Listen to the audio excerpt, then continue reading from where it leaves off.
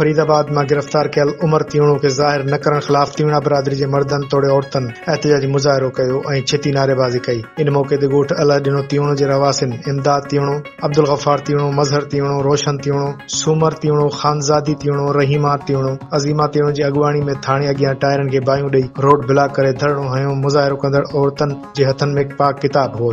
इन मौके ते मुज़ाहिरीन चयो त फरीदाबाद पुलिस घर ते छापो हणी उमर तीवणो खे गिरफ्तार करे गुम करे छॾियो आहे। असां घर जा भाती सब परेशान आहियूं। हिननि चयो त पुलिस मुखालफ़न जी वंगार वही थी, जंहिं करे इमाम अली तीवणो खे गिरफ्तार करे हथ छोकियो केस हणी चालान करे छॾियो। हिननि IG Sindh, DIG Hyderabad, SSP दादू खां मुतालबो कयो त गिरफ्तार थियल उमर तीवणो खे ज़ाहिर करे आज़ाद कयो वञे ऐं असां सां इंसाफ़ कयो वञे। असां हिकु भेरो ॿीहर ॿुधाईंदा त फरीदाबाद में पुलिस ज्यादतियुनि खिलाफ़ तीवणा बिरादरी जे मर्दन तोड़े औरतन पाक किताब खणी एहतजाजी मुज़ाहिरो करे पुलिस खिलाफ़ छिती नारेबाज़ी कई आहे।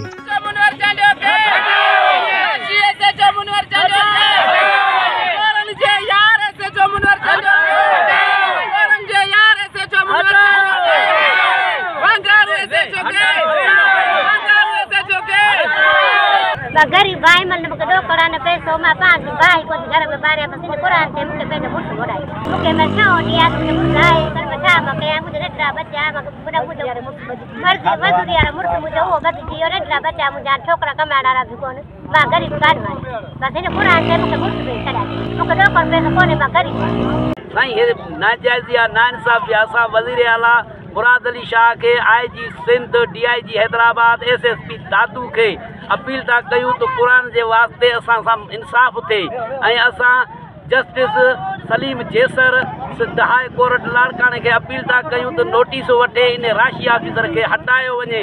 नवाब सरदार अहमद के भी अपील था कयूं तो मेहरबानी करे हिन राशि ऑफिसर के हटायो, असां सां इंसाफ़ कयो वञे। हिन असांजो जीअण जंजाल करे छॾियो। असांखे जो पैसा न ॾींदो तव्हां ते मां FIR दाख़िल कंदुसि के इहो ई ख़तरो आहे। थी सघे थो असांजो हमरा माराए छॾियो आहे, थी सघे थो हाथ फेराई कराई अथई। 3 ॾींहं सॼा असां शाम सुबुह थाणे ते पिया था वञूं, हे वञूं था जे साहब कोन्हे, साईं साहब कोन्हे।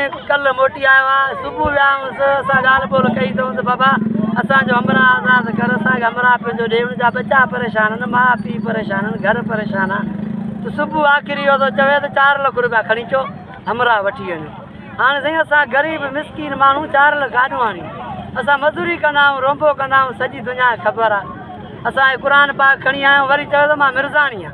साईं हाणे मिर्ज़ाणी आहे हे त असां मिसकीन काॾे वञूं? एहतजाज उन ॾींहुं असां एहतजाज कयोसीं। एहतजाज में गुलज़ार चाने खे मोकिलियईं त साहब चयो आहे त हिनमहिल हिननि खे धरणो हेॾे होॾे करा, अलाह ख़ैरु कंदो। 2 ॾींहंनि में मां जेको हिननि सां मुंहुं मथो कंदो आहियां। 2 ॾींहंनि खे अॼु 22 तारीख़ थी आहे, असां ॻाल्हि ॿोली बि कोन थो करे। हिनमहिल बि असांखे 2 खां 2.5 कलाक थी विया आहिनि, असां विच रोड ते वेठा आहियूं, बचड़ा असांजा पट ते वेठा आहिनि, क़ुर पाक असां सां गॾु वेठा पिया आहिनि। जेको आहे तो SHO साहब थाणे ते वेठो आहे, हिते बिकूं भरे असांखे मिलणु नथो अचे, असां सां ॻाल्हि ॿोल नथो करे। हाणे 4 लाख रुपया त ग़रीब माण्हू काॾो वञो?